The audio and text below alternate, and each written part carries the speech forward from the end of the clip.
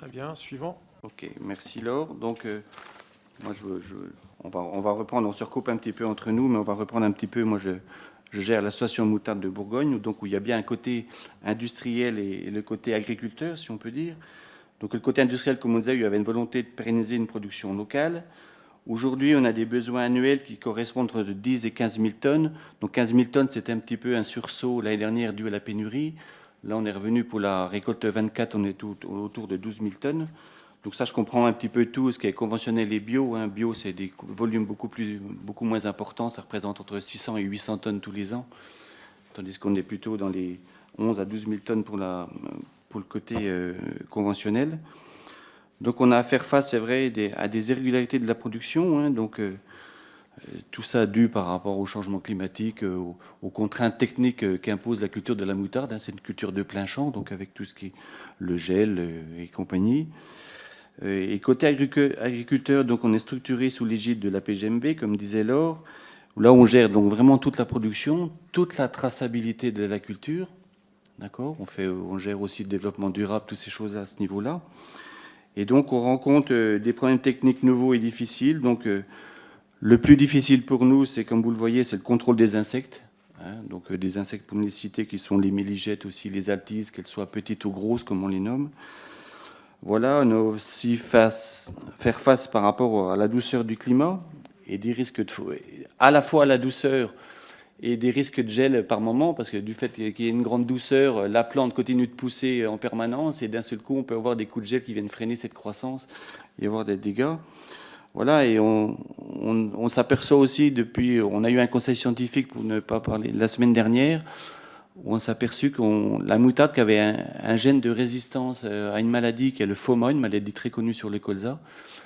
Et on s'aperçoit qu'il commence à avoir un contournement de cette maladie. Et donc, il va falloir qu'on insiste un petit peu au niveau de notre recherche pour qu'on retrouve des variétés de moutarde résistantes à cette maladie qui commencent à prendre de l'ampleur. Donc voilà, donc après, on vous a mis un petit tableau sur l'évolution des surfaces. Donc on remonte depuis le début de 92 à 2024. On voit qu'il y a eu un petit gap en 2007, où là, il y a forcément une demande des industriels un petit peu plus prononcée. Et ça a été corrélé, et heureusement pour nous au niveau de la production, il y a eu l'arrêt d'une sucrerie en Côte d'Or. Et donc là, en même moment, si vous voulez, on a remplacé un petit peu les surfaces de betterave par la surface de moutarde. Donc ça a corrélé un petit peu au même moment. Donc après, on a eu un petit creux et on est remonté vraiment sur 2023. Là, il y a vraiment une volonté des industriels de s'approvisionner un petit peu plus dans notre région. Et donc là, on est passé sur un gap entre 11 et 12 000 tonnes. Et vous voyez, nous, ça n'a pas été sans conséquence au niveau de notre association, notamment des producteurs. On est passé à peu près de 200 producteurs, entre 5 et 600. Donc, pour faire face à ça, donc il y a un petit slide d'après aussi, là, où ça vous montre un petit peu la surface en bio. La bio, on est démarré de zéro. Et d'un seul coup, on était passé d'une commande de 100 tonnes à 800 tonnes. Donc, la bio, on avait à peu près une centaine d'hectares.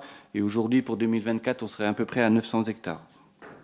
Voilà. Et si vous comparez les commandes par rapport à la récolte, je ne vous cache pas que la culture bio, c'est notamment en moutarde, c'est tout ou rien.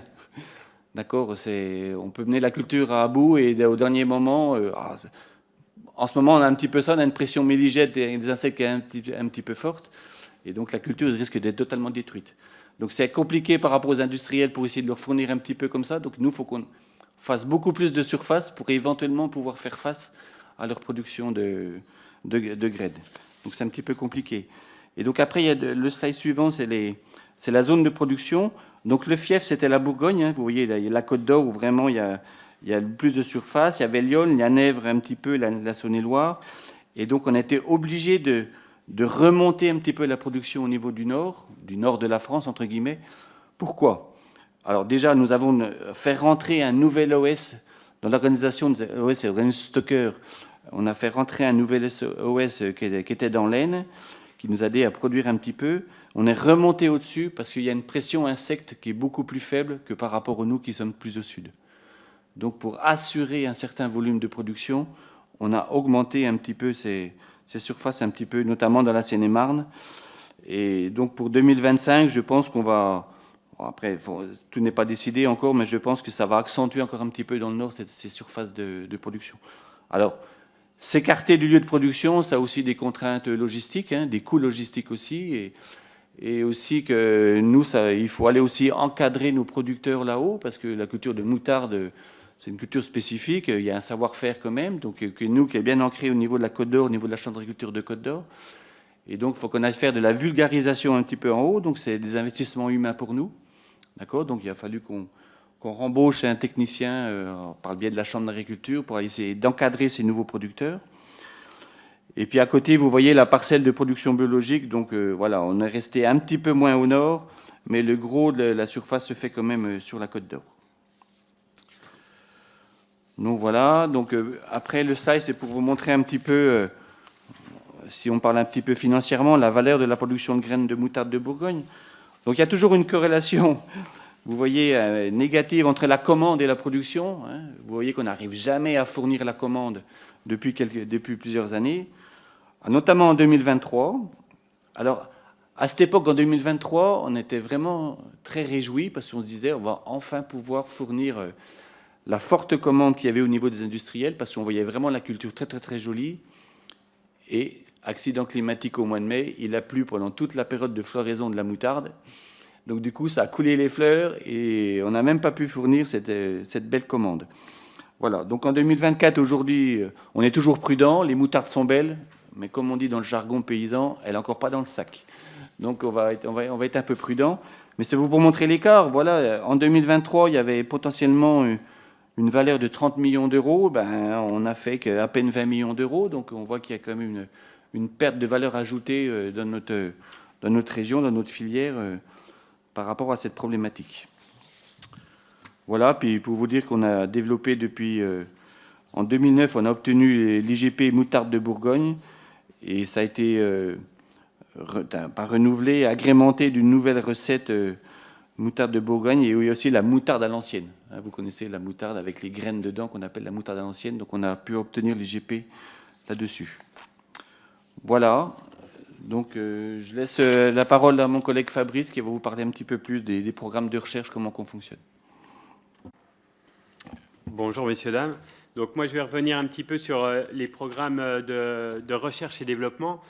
Historiquement, la filière, depuis sa création, s'appuyait fortement sur des programmes de recherche et développement. Pour une raison, c'est qu'on était une filière mineure, avec une recherche qui avait été, je ne vais pas dire abandonnée, mais complètement absente, puisque à partir des années 70, il n'y avait quasiment plus de culture de moutarde en France. Hein. Toute la production venait du Canada et les industriels se servaient essentiellement là-bas. Donc c'était pour des raisons économiques. Hein. La PAC qui n'avait pas favorisé forcément cette culture-là, parce qu'elle avait...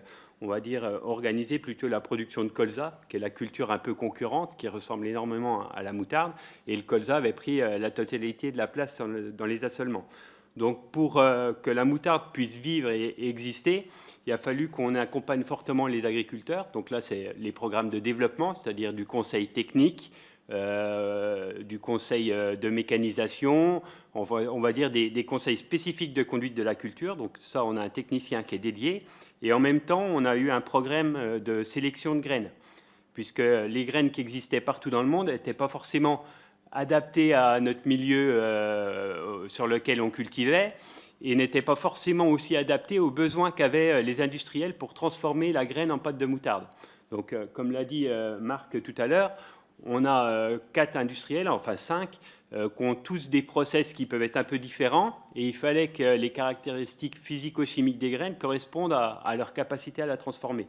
Donc dès le début, on a eu un programme de sélection, et on a essayé d'adapter le mieux possible la graine pour qu'elle réponde aux besoins des producteurs, c'est-à-dire en termes de quantité, une productivité suffisante pour que la culture soit concurrentielle dans les assolements, et de l'autre côté, une qualité qui réponde aux besoins des industriels.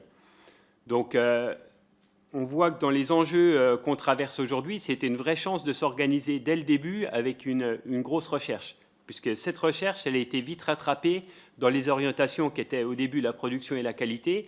Elle a été rattrapée depuis 5 ans par les besoins d'avoir une recherche pour essayer de diminuer notre impact d'utilisation de phytosanitaires. Puisque aujourd'hui, il y a des maladies, et notamment aussi des insectes, des ravageurs, on va dire une pression qui augmente fortement, liée d'une part à la restriction forte de l'utilisation des phytosanitaires et une deuxième part à un changement climatique qui fait que des insectes, au lieu d'être présents seulement 1 ou 2 mois de l'année, se retrouvent à être présents presque 10 mois de l'année, donc avec une pression sur les plantes qui est très forte. Donc on a un programme de sélection de variétés qui nous permet d'essayer d'atténuer ces changements-là. Après, je voudrais revenir sur un facteur qui est très fort. La sélection génétique, elle a un temps de réponse long. C'est-à-dire qu'on est capable, quand on voit un problème, de mettre des choses en place pour répondre, sauf que souvent, on est sur un temps d'au moins 5 ans de temps de réponse. Alors que les phytosanitaires, ils ont, et c'est bien malheureux, mais ils ont un temps de réponse qui est beaucoup plus rapide. Donc c'est pour ça qu'on insiste beaucoup. On est prêt à accompagner ce changement qui est demandé par le consommateur, d'utiliser moins de phyto. Sauf qu'il faut se rendre compte que le délai de réponse entre les deux techniques, il est bien différent. Donc si on ne veut pas que la filière, et ça a failli être le cas il y a 1 an, la filière a failli s'arrêter. On sait très bien que des petites filières comme ça, si la production s'arrête une année, elle ne repart jamais. Donc il faut qu'on ait une politique qui soit assez souple par rapport à la baisse de l'utilisation des produits phytosanitaires pour qu'elle ne nous laisse pas dans des impasses. On est capable de corriger des choses avec la génétique, mais ça demande un investissement économique très fort, un temps de réponse qui est assez long. Et souvent, quand on a presque répondu, on a déjà 1 ou 2 problèmes qui sont là et on est en train de à nouveau réorienter. Et c'est pour ça qu'on a besoin de faire cohabiter les deux manières de répondre à la problématique de production, c'est-à-dire les phytosanitaires et la génétique. Donc nous, on est très heureux aujourd'hui de pouvoir venir vous expliquer la problématique qu'on a. On essaye de le faire à chaque fois qu'on le peut vers toutes les instances, parce qu'on le sait, une filière comme la nôtre, mais c'est le cas de beaucoup de petites autres filières, hein, les cerises, les lentilles du puits, on va dire il y a beaucoup de choses sur lesquelles on a le même problème. La génétique apportera des solutions, sauf qu'il faut garder en tête que c'est des réponses avec un temps très long. Et c'est pour ça que complètement supprimer sans faire attention les solutions phytosanitaires, ça peut mettre la fin à de nombreuses filières. Donc dans les slides différents, je ne vais pas toutes les énumérer, mais vous allez pouvoir voir un petit peu toutes les problématiques sur lesquelles on travaille. Hein. Donc au début, je vous disais, c'était simplement augmenter le rendement pour avoir une compétition par rapport au prix, puisque les Canadiens font de la moutarde. En général, la moutarde du Canada est bien moins chère que ce que nous, on est capable de produire, parce qu'on n'a pas les mêmes typologies d'exploitation.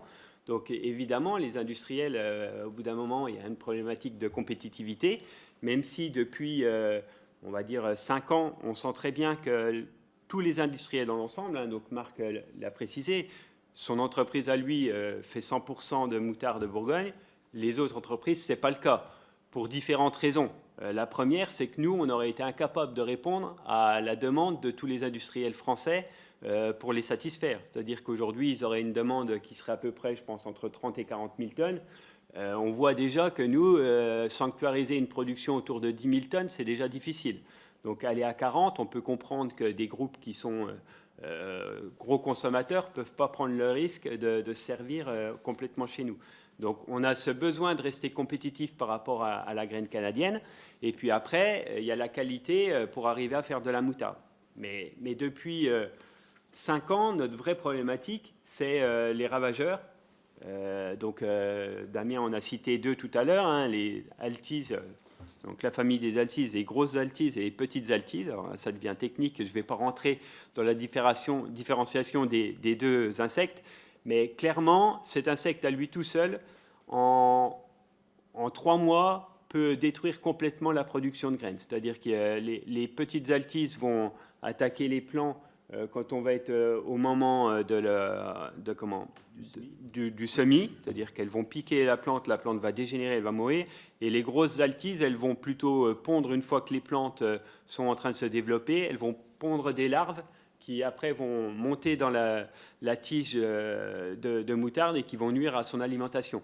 Donc c'est ce qu'a expliqué Damien, quand on est sur du bio, clairement, et qu'on n'a pas moyens de lutte phytosanitaire, qu'on travaille qu'avec de la génétique, et ben on arrive à des productions qui peuvent finir à zéro. Donc là, zéro, il n'y a même plus d'histoire de prix, de compétitivité, puisque quand on fait zéro, même le meilleur prix ne fait pas de graines. Donc, c'est pas pour autant qu'on ne va pas continuer à chercher sur la génétique, hein, puisque c'est notre volonté de développer aussi une filière bio. Et contrairement à ce que certaines personnes pourraient avoir dans la tête, le bio ne vient pas en concurrence avec le conventionnel. On le voit très bien aujourd'hui. Les industriels ont besoin de graines conventionnelles parce qu'il y a une demande. Ils ont aussi besoin en même temps d'une production biologique. Alors, le bio, on y répondra techniquement par de la génétique. Par contre, sur le conventionnel, pour avoir les volumes qu'il nous faut, il faut répondre par de la génétique et par du maintien de produits phytosanitaires. Et moi, j'insiste sur ce point. Éco-phyto, alors aujourd'hui, on ne sait pas ce que ça va devenir, si ça va être supprimé, changé. Je pense que l'annonce dès le début avec viser 25-50%, ça a été certainement un peu une erreur parce que c'était des points qu'on ne pouvait pas du tout atteindre. Je pense que si on devait passer une commande vers les industriels qui fabriquent des phytosanitaires, au lieu d'envoyer un signal à dire chez nous on n'en veut plus, il faudrait peut-être envoyer un signal en disant on utilisera des phytos, par contre faites des efforts pour qu'il y ait moins d'impact sur l'environnement. Aujourd'hui, nous, on travaille beaucoup avec ces firmes. La réponse qu'ils nous font, c'est que pour l'Europe, grosso modo, on ne cherche plus. On va investir de l'argent dans des pays qui nous disent venez chez nous et on a besoin de vos produits. Moi, je peux comprendre que l'Europe dise on veut baisser l'impact des phytosanitaires pour laisser moins de traces, mais je pense qu'il faudra envoyer un message en demandant à ces organismes-là de se forcer à travailler sur des phytosanitaires qui laisseront moins d'impact. Et je pense qu'il faut faire confiance à la science. Ils seront capables de sortir des produits, mais il n'y a qu'avec ces méthodes-là qu'on arrivera à pérenniser de la production agricole. Tout miser sur le génétique, la génétique, on voit que ça laisse des impasses beaucoup trop grandes. Voilà le message que je voulais un peu vous faire passer par rapport à la recherche.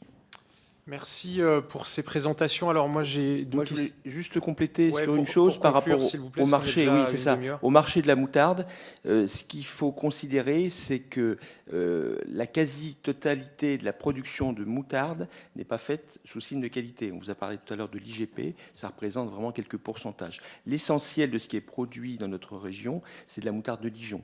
Donc avec une recette, et on peut la produire partout en France et partout en Europe. Et en dehors de l'Europe, il n'y a plus du tout de réglementation de recettes. Et on peut en fabriquer au Canada, on peut en fabriquer. Donc c'est un produit, si vous voulez, qui peut être fabriqué n'importe où. On a un savoir-faire. Et ce que je voulais ajouter, c'est que cette relance de la culture de graines de moutarde dans notre région est un fixateur pour l'emploi. Fixateur pour l'emploi, bien sûr, agricole, mais industriel. Parce qu'un grand groupe comme Unilever, il peut fabriquer sa moutarde de Dijon, il le fait déjà d'ailleurs, hein, au Canada, il l'appelle moutarde de Dijon, avec la marque, les belles marques qui vont avec, et des drapeaux bleu, blanc, rouge. Donc voilà, donc c'est important de pouvoir mettre en avant nos savoir-faire, là je parle d'une façon plus générale, et surtout d'avoir une production agricole qui fixe en fait cette industrie et ce savoir-faire dans nos régions. Et c'est peut-être aussi quelque part l'agriculture de demain.